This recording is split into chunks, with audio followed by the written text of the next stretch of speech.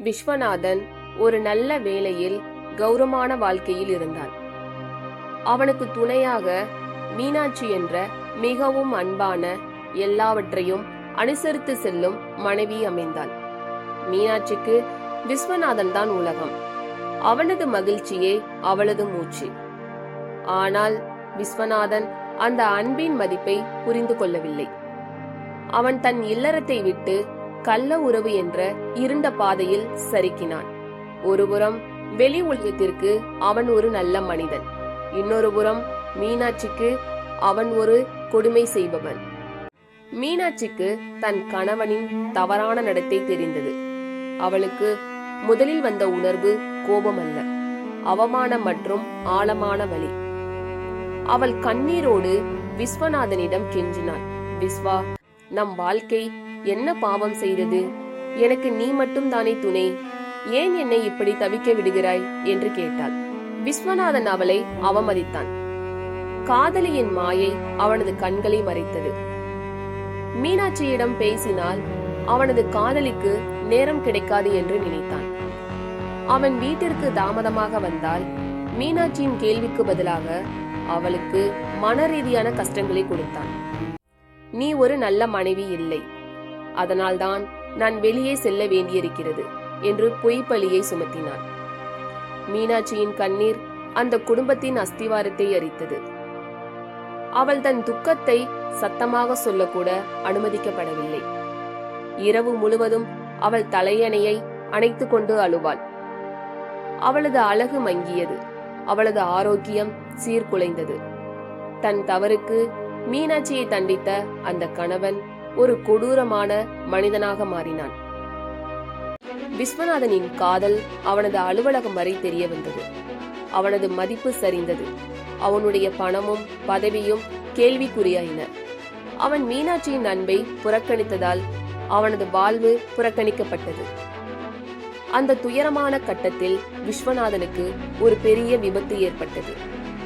மீனாட்சி தனக்கு அவன் செய்த துரோகங்களை ஒரு கணம் மறந்து தன் கணவனுக்காக ஓடி வந்தாள். அவள் இரவும் பகலும் அவனை கவனித்துக் கொண்டாள்.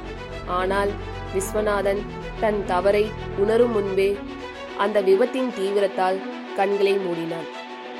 பல வருடங்கள் கடந்தன. மீண்டும் ஒரு பிறவி.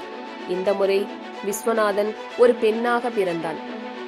அவள் பெயர் வர்ஷினி.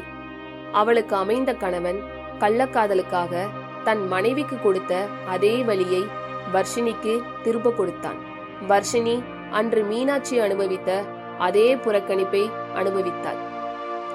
கணவனின் அலட்சியம், ஏமாற்றம், சொல்லால் தாக்கும் வதைகள், இவை அனைத்தும் அவளது அன்றாட வாழ்க்கையாயின.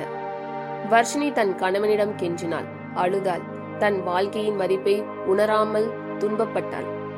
ஒரு நாள் வர்ஷினி அந்த கொடூரமான வழியில் தனக்குத்தானே பேசிக்கொண்டாள். நான் என்ன பாவம் செய்தேன்? ஏன் எனக்கு மட்டும் இப்படிப்பட்ட வாழ்க்கை? அப்போது ஒரு ஞானி அவள் எதிரில் வந்து நின்றார். மகளே, நீ எந்த ஒரு பாவமும் செய்யவில்லை. ஆனால் உன் முந்தைய ஜென்மத்தில் நீ ஒரு மனைவியின் புனிதம் நிறைந்த அன்பை புறக்கணித்தாய். நீ உன் மனைவியின் கண்ணீருக்கு மதிப்பளிக்கவில்லை. ஒரு பெண்ணின் மனதை நீ வதைத்தாய். இப்போது அதே கண்ணீர் உனக்கு வருகிறது. ஒரு பெண்ணின் மனதின் வலி எவ்வளவு ஆழமானது என்று நீ உணர்ந்தால்தான் இந்த பிறவியின் பாடம் முழுமையடையும் என்று சொன்னார். அந்த உண்மையை உணர்ந்த வர்ஷினி, அதாவது முந்தைய ஜென்மத்தின் விஸ்வநாதன், அன்று தான் செய்த கொடூரத்தை நினைத்து தன் நெஞ்சில் அடித்து அழுதாள். அன்று மீனாட்சி பட்ட ஒவ்வொரு வேதனையையும் இன்று தானே பெண்ணாக பிறந்து அனுபவித்த போதுதான் அன்பின் விலையையும் துரோகத்தின் தீங்கையும் அவன் உணர்ந்தான். நண்பர்களே, இந்த விஸ்வநாதன் கதை ஒரு கற்பனை தண்டனை அல்ல. அது ஒரு ஆழமான வாழ்வியல் தத்துவம். நாம் பிறருக்கு கொடுக்கும் வழிகள் நம்மை விட்டு ஒருபோதும் போவதில்லை. அவை ஒரு நாள் நமக்கு வேறு ரூபத்தில் திரும்ப கொடுக்கப்படுகின்றன. நீங்கள் உங்கள் வாழ்க்கை துணையின் அன்பை அலட்சியப்படுத்தினால் ஒரு நாள் அந்த அன்பு உங்களை தேடி வரும்போது உங்களால் அதை பெற முடியாமல் போகலாம்.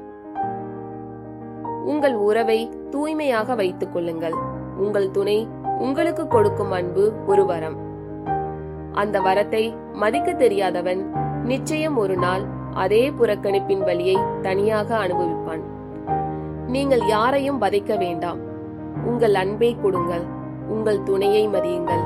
ஏனெனில் ஒரு பெண்ணின் கண்ணீரை வீணடித்தவன் அடுத்த ஜென்மத்தில் பெண்ணாகவே துன்பப்பட்டார் என்ற கதை காலத்தால் அழியாத தர்மத்தின் பாடம். நண்பர்களே, இந்த கதை உங்களுக்கு பிடித்திருந்தால் மறக்காம லைக் பண்ணுங்க, சப்ஸ்கிரைப் பண்ணுங்க, ஷேர் பண்ணுங்க. அடுத்து ஒரு நல்ல கதையில் சந்திக்கலாம். நன்றி.